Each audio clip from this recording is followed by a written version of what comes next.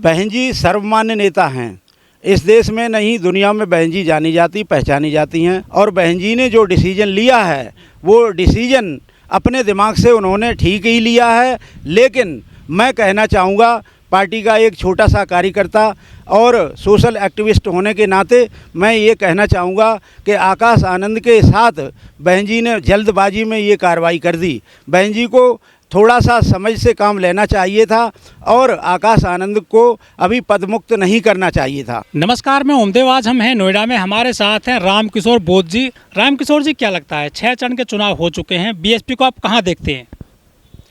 सबसे पहले मैं आपके चैनल के माध्यम से अपने सभी देशवासियों को धन्यवाद करना चाहता हूं और बताना चाहता हूं कि बहन जी ने ये चुनाव बड़ी लगन से और जी जान लगा करके पूरे ज़ोर शोर से चुनाव लड़ा है।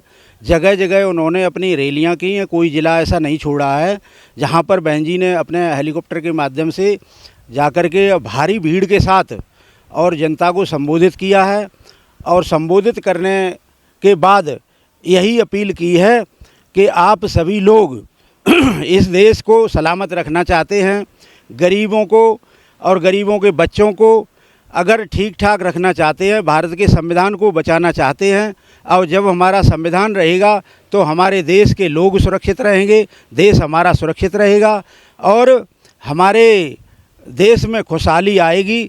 और कुछ लोग जो हैं मनवादी किस्म के लोग हैं, वो देश के संविधान को मिटाना चाहते हैं और उन्होंने नारा दिया है अब की बार 400 पार। तो 400 पार का नारा दे रहे हैं। इसका मतलब ये है कि 400 पार सीटें तो वो बता ही रहे हैं, लेकिन चुनाव के बाद ऐसी कोई चीज़ खाने पीने की नहीं रहेगी, पेट्रोल डीजल नहीं रहेगा जो 400 के पार नहीं बिकेगा। और जब 400 के पार बिकेगा तो हमारे देश में तो वैसे ही गरीब महंगाई से त्रस्त है, बेरोजगारी से परेशान है, शिक्षा का हाल बुरा हो गया है। तो ये 400 पार कर देंगे तो देश में आग लग जाएगी। बहन कुमारी मायावती ने जो बीएसपी के बड़े नेता, युवा नेता आकाश आनंद, उनको पार्टी में जो पद दिए गए थे वो उनसे वापस ले लिए हैं, जिसके बाद से जो बीएसपी का युवा कार्यकर्ता है वो कह रहा है कि ये डिसीजन गलत है। बहन जी ने जो डिसीजन लिया है वो डिसीजन अपने दिमाग से उन्होंने ठीक ही लिया है।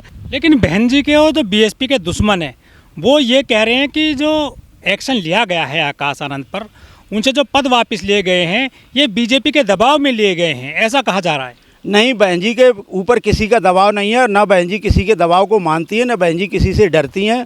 ये बहन जी ने स्वतः अपने ही संज्ञान से, अपने ही बुद्धि विवेक से अपना ही निर्णय लिया है, क्योंकि बहन जी ने अभी ये समझा, उन्होंने अपना दिमाग चलाया कि ये अभी अपरिपक्व है, यानी पूर्ण पका हुआ नहीं है आकाश आनंद, और ये गर्मजोशी में कुछ भी बोल देता है जिससे पार्टी को नुकसान हो सकता है। लेकिन आकाश आनंद के जो बयान दिए जा रहे थे जो चुनावी सभाओं में, वो तो युवाओं को काफ़ी पसंद आ रहे थे। कह रहे थे कि ये लंबी रेस के घोड़े हैं आकाश आनंद, ये बीएसपी को बहुत आगे ले जाएंगे।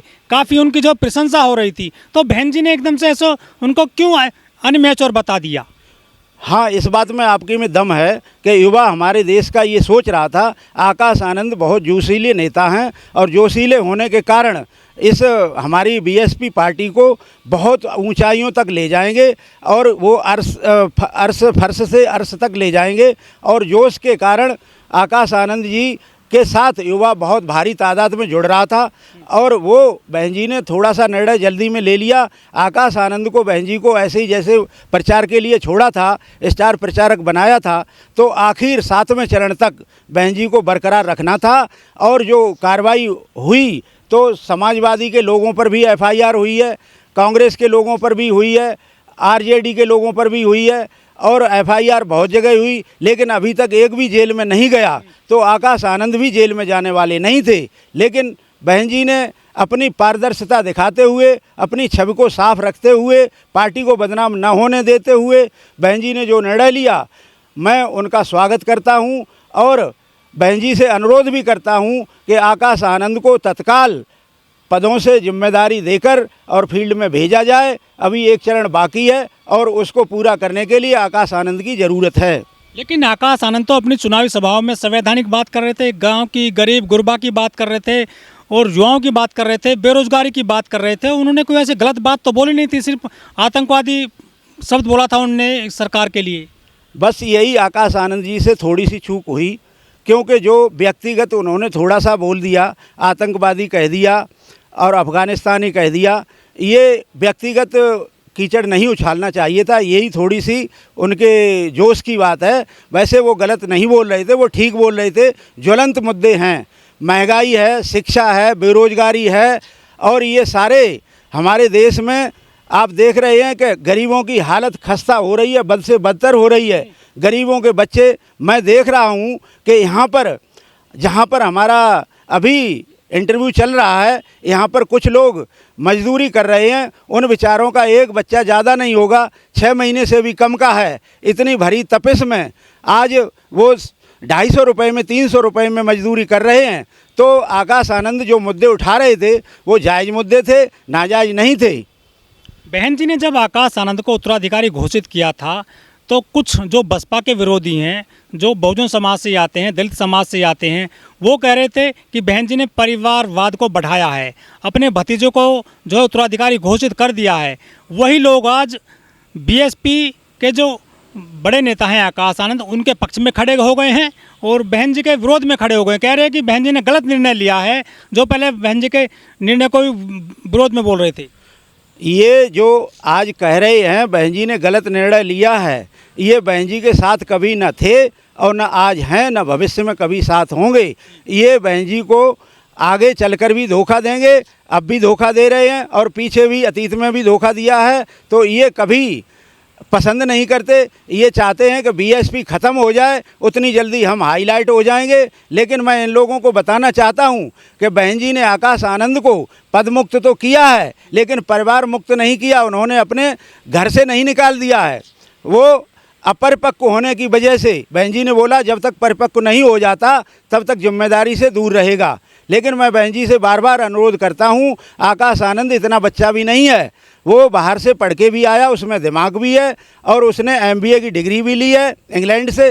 तो वो बच्चा होनहार है और नेता भी है, और हमारे देश का युवा चाहता भी है कि बहुत जल्दी आकाश आनंद को पद देकर, जिम्मेदारी देकर और फील्ड में भेजा जाए और उनको फिर से पूरी जिम्मेदारी देकर समाज का अगुवाई करने का मौका दें।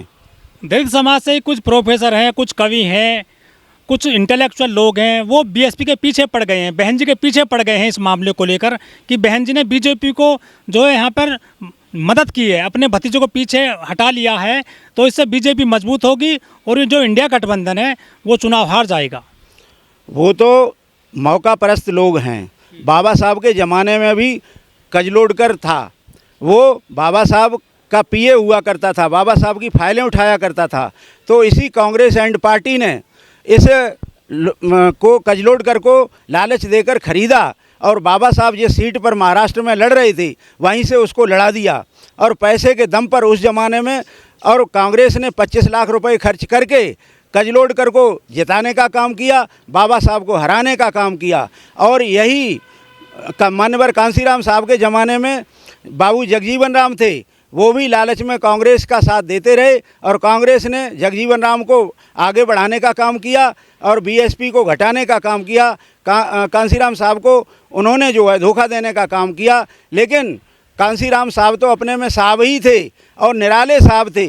उन्होंने जो है कांग्रेस को धूल चटाने का काम किया और ऐसी पटकनी दी कि कांग्रेस आज तक उठकर खड़ी नहीं हो पा रही है। लेकिन मैं कहना चाहता हूं कि जो धोखा देने वाले, चाहे वो प्रोफेसर हों चाहे वो कोई भी हों, धोखा देने वाले हमेशा धोखा देते ही रहते हैं और हाथी आगे अपनी चाल से मस्ती से चला जाएगा और हाथी अपना असर जो है वो ज़रूर दिखाएगा और इस चुनाव में बाजी पलट देगा। कुछ लोग ये भी कह रहे हैं कि बहन जी ने हथियार डाल दिए हैं, वो 2027 की तैयारी कर रही हैं, अब वो 24 में वो कुछ ज़्यादा उनको फ़ायदा नहीं मिलने वाला है चुनाव में। बहन जी ने हथियार नहीं डाल दिए, बहन जी जी जान से और दमखम से लड़ रही हैं और अच्छी तरह से चुनाव लड़ा जा रहा है। 6 चरणों में बहन जी को बढ़त मिल रही है और बहन जी इस चुनाव में 2024 में किंग मेकर की भूमिका निभाएंगी। सरकार किसी की भी आए और वो सरकार लाचार होगी और बहन जी उसमें किंग मेकर होंगी और दोनों दल एनडीए हो चाहे इंडिया हो, दोनों ही गठबंधन बहन जी की तरफ ताकते नज़र आएंगे और बहन जी के सामने गिड़गिड़ाते नज़र आएंगे, ये आपके सामने आ जाएगा।